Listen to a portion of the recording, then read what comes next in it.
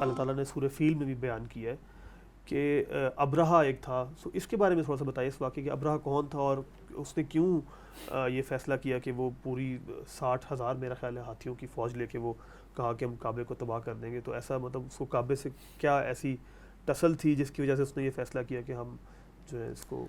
میں سمجھتا ہوں کہ آج کے تمام مسلمانوں کو اور بطور خاص نوجوانوں کو یہ والا حصہ لازماً جاننا چاہیے.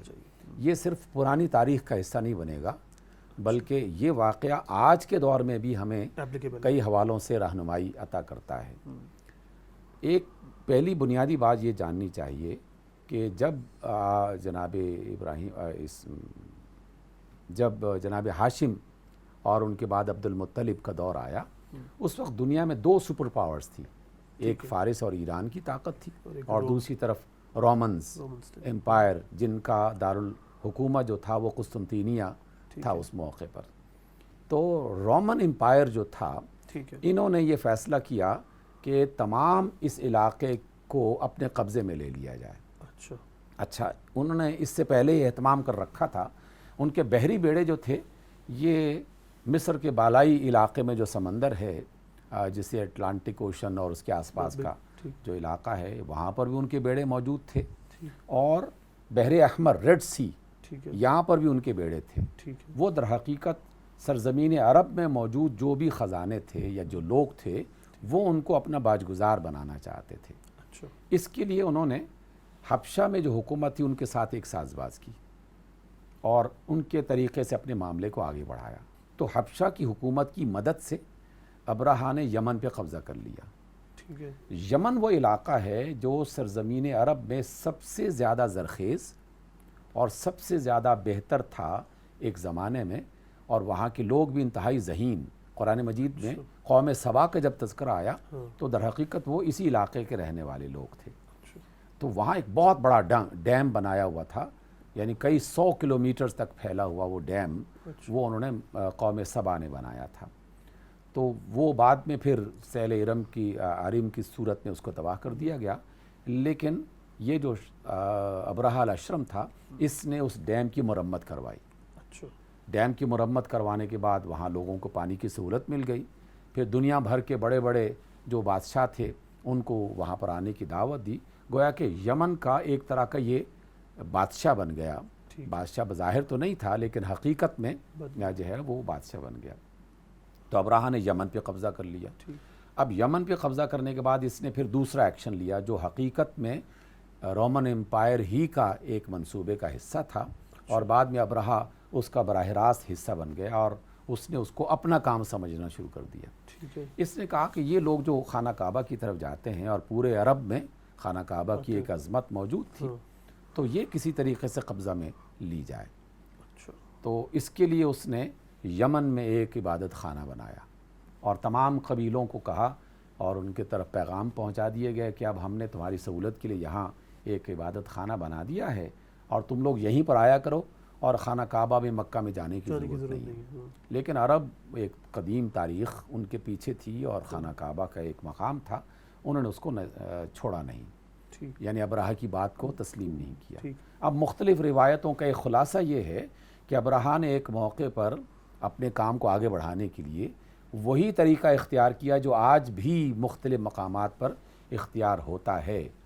اپنے ملک میں بطور خاص کہ حملہ کروایا گیا اور بعد میں کہا کہ جناب علی یہ پاکستان نے کیا ہے، اور حملہ کروایا گیا اور بعد میں کہا گیا کہ یہ افغانستان کی طرف سے ہوا ہے، اور پھر اس کے بعد انتقامی کارروائیوں کے لیے راستہ خود بخود کھل جاتا ہے. تو ابرہہ نے ایک روایت کے مطابق، اور ہم اسی کو ہی بنیاد کیوں نہ بنائیں اس لیے کہ انسانوں میں ایسا ہوتا رہتا ہے کہ اس نے اپنے ہی کچھ لوگوں کے ذریعے سے اپنے عبادت خانے میں آگ لگوائی اور پھر مشہور کر دیا کہ یہ عربوں نے ہمارے گھر کی بے حرمتی کی ہے اور ہم انتقام لیں گے.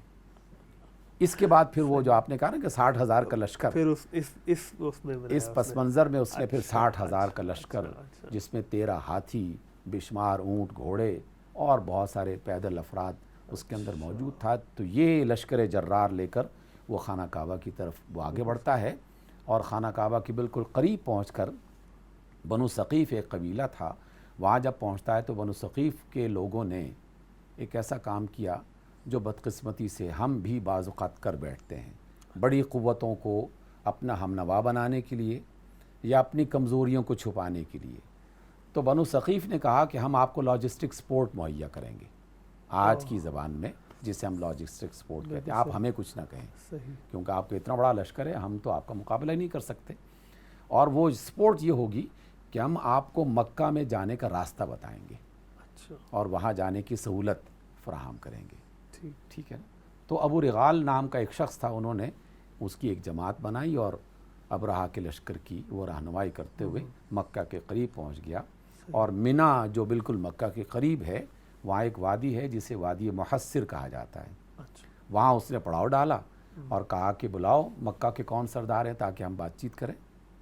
عبد المطلب گئے.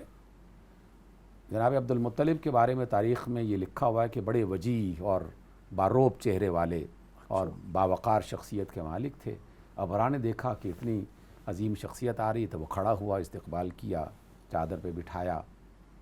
پھر کہا کہ جناب عبد المطلب پوچھتے ہیں کہ کیسے آنا ہوا تمہارا، کیوں آئے ہو؟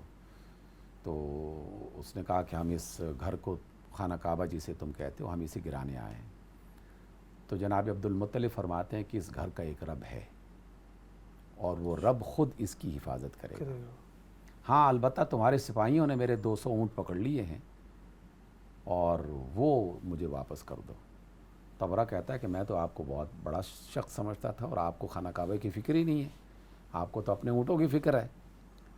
تو جناب عبد المطلب فرماتے ہیں پھر وہی جملہ کہ اس گھر کا ایک رب ہے اور وہی اس کی حفاظت کرے گا. یہ کہہ کر وہاں سے واپس آ گئے. مکہ والوں سے کہا کہ آپ وادی خالی کر دیں اور خود. اور یہاں ایک بہت ہی قیمتی اور بہترین بات ہمیں سیکھنے کو ملتی ہے کہ بت پرستی کے اس ماحول میں جناب عبد المطلب بت پرست نہیں تھے.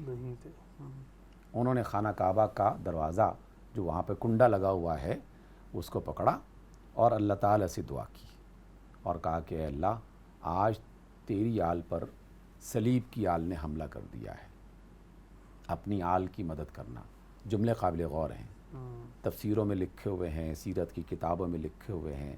بس ادھر جناب عبد المطلب دعا کے لیے ہاتھ اٹھاتے ہیں اور ادھر اللہ تعالیٰ کی طرف سے پھر وہ پورا واقعہ پرندوں کا ایک باقاعدہ گروہ آیا اور اللہ تعالیٰ کی ایئر فورس حرکت میں آ گئی اور ابرہہ کے لشکر کو تہس نہس کر کے رکھ دیا گیا.